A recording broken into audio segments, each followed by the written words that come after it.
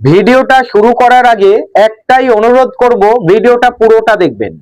বিশিষ্ট শিক্ষাবিদ, রাজনৈতিক বিশ্লেষক বিশ্বনাথ চক্রবর্তী বামেদের প্রশংসায়। বিশ্বনাথ চক্রবর্তীকে আমরা বারবার দেখেছি বামেদের সমালোচনা করতে, ওনাকে বামেদের বড় সমালোচক হিসাবে ধরা হয়। আর বিশ্বনাথ চক্রবর্তী যখন বাম জামানার কথা তুলছেন, বামেদের প্রশংসা করছেন, তাহলে কি বামেদের জমি শক্ত হচ্ছে? 2026-এ বামেরা কি ঘুরে দাঁড়াবে? এমন ইঙ্গিত কি বিশ্বনাথ চক্রবর্তী পেলেন?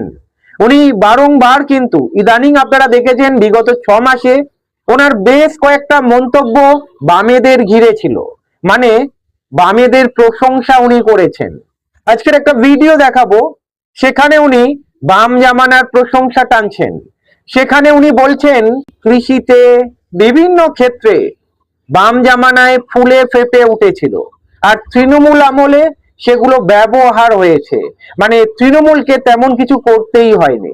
আমি আপনাদেরকে ভিডিওটা দেখাবো, তারপরে এক্সপ্লেন করব। কয়েকটা তথ্য আমি দেই যে তৃণমূল আসার আগেও কিন্তু পশ্চিমবাংলার মাথাপিছু আয় ভারতবর্ষের গড় মাথাপিছু আয়ের থেকে বেশি ছিল।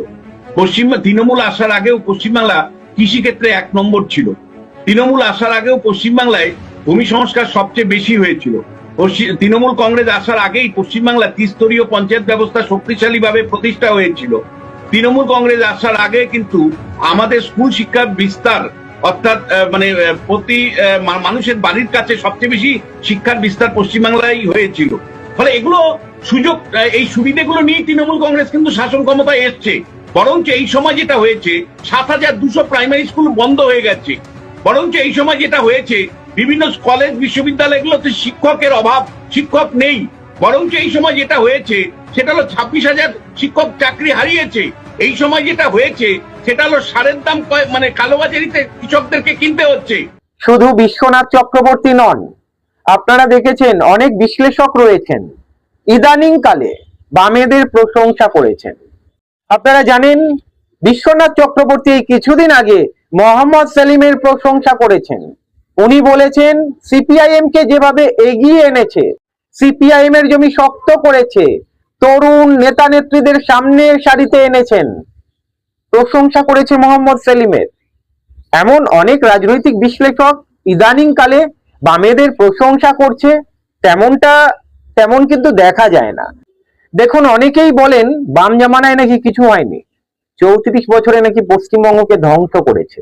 এটা অস্বীকার করার জায়গা নেই। শেষের দিকে নিচুর তলায় গ্রামে গ্রামে অনেক নেতা এমন ছিলেন অত্যাচার করেছে। তবে বুদ্ধবাবু, জ্যোতিবাবু, ওনাদের সঙ্গে অন্য কোনো মুখ্যমন্ত্রীর তুলনা হবে বা বর্তমান মুখ্যমন্ত্রীর তুলনা হবে? বাম জামানায় 3 স্তর পঞ্চায়েত ব্যবস্থা চালু হয়েছিল, বিশ্বনাথ বাবু বললেন। তারপরে সারা ভারতে ছড়িয়ে গিয়েছিল। তাপবিদ্যুৎ কেন্দ্র বাম জামানায় তৈরি হয়েছিল। অনেকেই বলে বাম জামানায় নাকি কিছু হয়নি। বামেরা মানুষের জন্য, আপনারা জানেন, পাট্টা জমির ব্যবস্থা করে দিয়েছিল, কৃষিতে ব্যাপক উন্নতি করেছিল। বাম জামানায় শিল্প আসা শুরু হয়েছিল। তারপরে আপনারা জানেন সিঙ্গুর, নন্দীগ্রাম 2006 সালের দিকে যে ধরনের আন্দোলন শুরু হয়েছিল, সমাজের একটা অংশ ঝাঁপিয়ে পড়েছিল সিপিআইএম সরকারকে হটানোর জন্য, বাম সরকারকে হটানোর জন্য। এখন অনেকেই বামেদের প্রশংসা করছে। আপনারা দেখেছেন অনেকেই বলছেন বাম জামানাই ভালো ছিল। 2026-এ বামেরা কতটা ঘুরে দাঁড়াতে পারবে সেটা সময় বলবে। তবে সিপিআইএম যে এক ঝাঁক তরুণ নেতা নেত্রীর জন্ম দিয়েছে, মীনাক্ষী থেকে দীপশিতা, শতরূপ, কলতান, আরো অনেক নেতা রয়েছে, প্রতিকুর রহমান, তারা যেভাবে রাজ্য জুড়ে প্রচার চালাচ্ছে, সেই দৃশ্য, সেই পিকচার আপনারা বারবার দেখেছেন। মীনাক্ষী মুখার্জি, এই যে বর্তমান রাজনীতিতে যে কাদা ছোড়াছড়ি হচ্ছে, মীনাক্ষী মুখার্জিকে দেখবেন এই যে বর্তমান রাজনীতিতে কাদা ছোড়াছড়ি হচ্ছে সেখান থেকে অনেকটাই দূরে রয়েছে। উনি কিন্তু সর্বদাই প্রচারে ব্যস্ত, বিভিন্ন দিকে জনসভায় আপনারা দেখেছেন উনি কিভাবে কথা বলে। আর ওনার জনপ্রিয়তা নিয়ে আমাকে বলতে হবে না, আপনারা জানেন, আপনারা রাজনীতির খবর রাখেন। তবে রাজনৈতিক বিশ্লেষকরা যখন বামেদের প্রশংসা করছে এই সময়তে, তার মানে ধরা যেতে পারে বামেরা প্রাসঙ্গিক হয়ে উঠছে। অনেকেই বলে বামেরা 34 বছরে কিছু করেনি, শুধু ধ্বংস করেছে। এই রাজনৈতিক বিশ্লেষকরাই তাদের ভুল প্রমাণ করছে। মানুষ যখন বলছে বামেরাই ভালো ছিল, মানুষ বলছে বামেরাই ভালো ছিল, সেই মানুষগুলো তো আর বোকা নয়। তার মানে কিছু না কিছু তো উন্নতি করেছিল।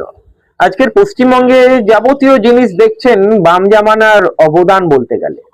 আজকের যে আমরা ইলেকট্রিসিটি পাচ্ছি, কারেন্ট যাচ্ছে না। অনেকেই বলে বাম জামানায় ঘন ঘন কারেন্ট যেত, কিন্তু অনেকে এটা বলে না তাপবিদ্যুৎ কেন্দ্রগুলো ওই কারেন্ট আনানোর জন্যে, বিদ্যুৎ আনানোর জন্যে বামেরা যে তাপবিদ্যুৎ কেন্দ্রগুলো গঠন করেছিল, একটা আম গাছ যখন লাগান সঙ্গে সঙ্গে কি ফল পান?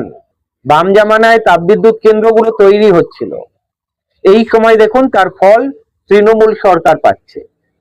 যাই হোক, বামেদের অনেকে নিন্দা করে থাকে, তবে খেটে খাওয়া মেহনতি মানুষ, এদের পাশে কিন্তু বামেদের দেখা যায়।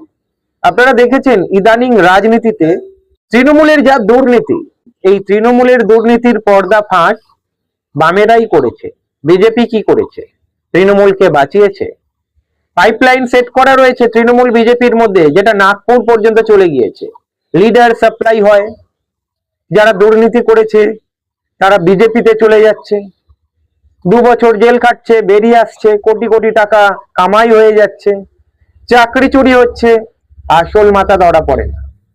যাই হোক, অনেকে বলে বিজেপির সঙ্গে সেটিং রয়েছে। কতটা সেটিং রয়েছে কি সেটিং নেই সেটা আপনারা বুঝতে পারেন ভালো মতোই। তবে বাম জামানা যখন টানছে বিভিন্ন রাজনৈতিক বিশ্লেষক, বলা যেতে পারে বামেরা প্রাসঙ্গিক। 2026-এ ভালো রেজাল্টের একটা ইঙ্গিত পাওয়া যাচ্ছে। ভালো থাকবেন।